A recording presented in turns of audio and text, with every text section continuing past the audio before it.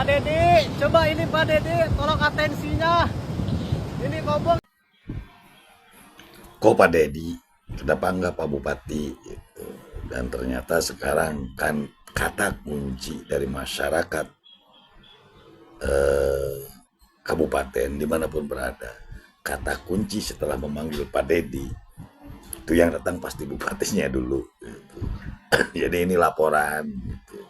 Karena mungkin ketika mereka dulu laporan kepada Pak Bupati biasanya kurang ditanggapi, mungkin akhirnya berbicaralah kepada Pak Dedi karena Pak Dedi membuka ruang publik itu. Dan insya Allah ketika sudah laporan ke Pak Dedi, bupatinya pun akan turun tangan menangani ini. Cuman itu klubnya gitu, Pak Dedi, Pak Dedi.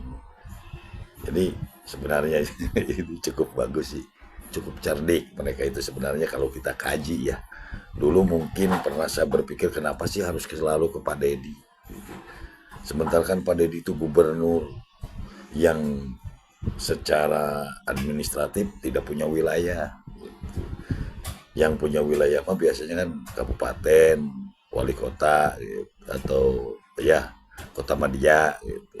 Gubernur itu hanya mengorkestrasi dari para bupati tersebut. Tapi memang ini kata kunci gitu. Pak Dedi kami terancam gitu.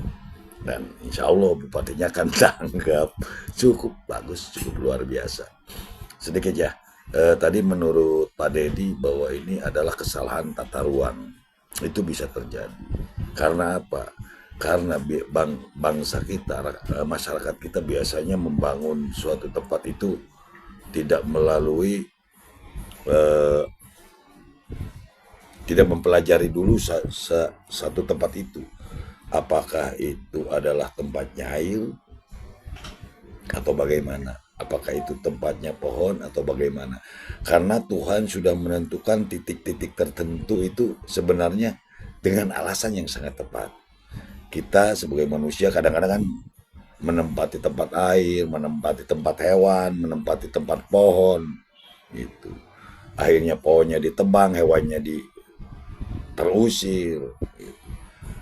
Airnya kekeringan. Gitu. Makanya ketika suatu saat datang banjir, air itu sudah tahu tempatnya, dia akan datang ke tempat itu. Seperti halnya banyak terjadi bangunan liar itu karena mereka tidak mempelajarinya lebih detail lagi, lebih seksama lagi. Ini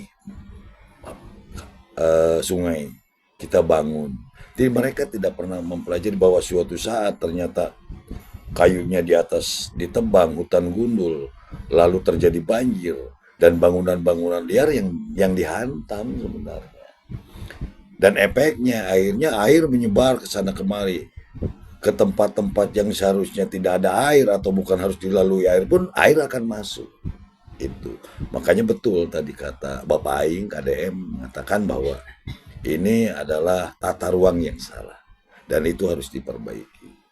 Memperbaiki itu perlu kesadaran, perlu kedisiplinan, dan perlu keikhlasan, dan perlu waktu yang cukup lama untuk memperbaiki. Seperti halnya kita sakit, ketika kita selalu melakukan sesuatu hal-hal yang tidak sehat, memakan sesuatu hal-hal yang tidak sehat, akhirnya tuh suatu saat sakit. Dan itu ketika sakit, proses penyembuhannya akan jauh lebih lama. Sadarlah bahwa